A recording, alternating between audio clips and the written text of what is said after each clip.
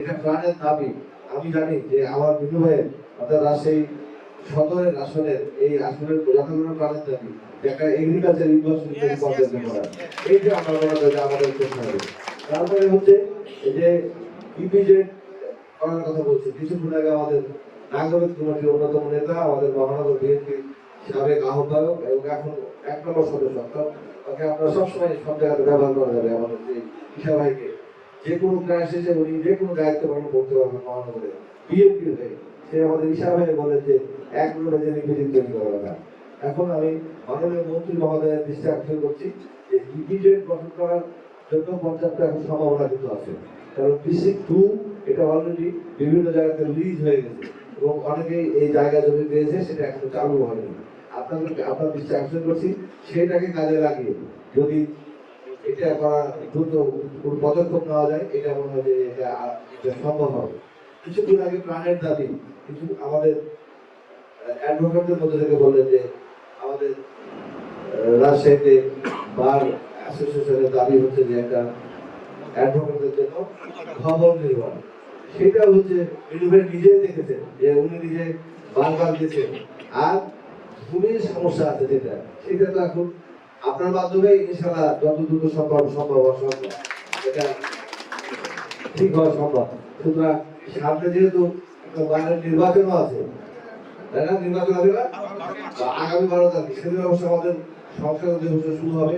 আমি মনে করি যারা বাইরে এখন আছেন, বিশেষ করে আমাদের সভাপতি আমাদের বিজ্ঞ আইনজীবী আবুল কাসেম স্যার এবং সাধারণ সম্পাদক আমাদের জামশেদ এখানে আছে, তারা মনে হয় ডিক্লেয়ার দিতে পারেন যে এইটা আমাদের বিদ্যুৎ পরামর্শে যে সেটা করা সম্ভব কিনা, কত দ্রুত সম্ভব, এটা নির্বাচনের আগে এটা একটু গুরুত্ব করলে বেশি ভালো হয়।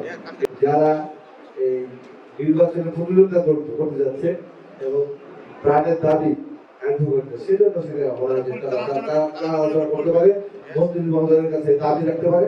আমিও আইনজীবী হিসাবে আমাদের মন্ত্রী মহোদয়ের কাছে এই দাবিটা করতে রাখতে পারে। আর একটা বিষয় সেটা হচ্ছে যে আমাদের চলাফেরা উঠা বসা কিন্তু শুরু হয়েছে মেয়েদের মহিলাদেরকে নিয়ে। আমার অত্যন্ত একজন প্রিয় মানুষ আমার বোন কিছুদিন আগে বক্তব্য রেখেছে যে মহিলাদের কোটা ভিত্তিক নিয়ে। আমি আজকে থেকে আপনাদের অনুরোধ করবো যে মহিলাদের কোটা নিয়ে আপনারা কোনো চিন্তা করবেন না, কারণ আপনারা আপনাদের নেতৃত্ব প্রতিষ্ঠা করতে হবে। সেই জন্য আপনাদের কোথাও কোনো বার নাই যে আপনারা এটা করতে পারবেন অথবা এটা করতে পারবেন না।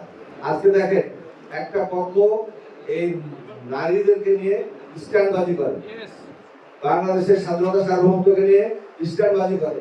এই স্ট্যান্ডবাজির রাজনীতি আমাদের পক্ষে জাতীয়তাবাদী দল করে না। আমরা নারীদেরকে পর্যাপ্ত পরিমাণ যারা নির্বাচনে প্রতিযোগিতা করার মতো সমস্ত জায়গাতে আমরা তাদেরকে হচ্ছে আমাদের পার্টির পক্ষ থেকে মনোনয়ন দেওয়া হয়েছিল এবং অনেকে বিজয় অর্জন করেছে।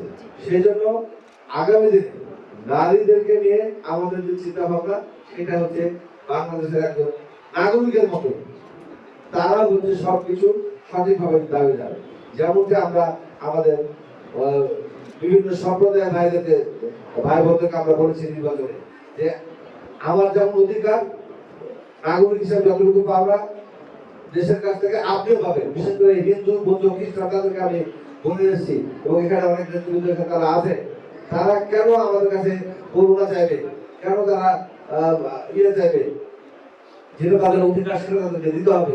আর আমি আপনাদের অনেকের যারা আমার বয়োজ্যেষ্ঠ আছে তাদের ছোট ভাই হিসাবে, আমার যারা সহকর্মী আছে তাদের ভাই হিসাবে, আমাদের যারা জুনিয়ররা আছে তাদের একজন ভাই হিসাবে তাদের সাথে পাশে থেকে সকল কর্মকাণ্ডের মধ্যে আমি আমার নিজেকে সম্পৃক্ত করবো।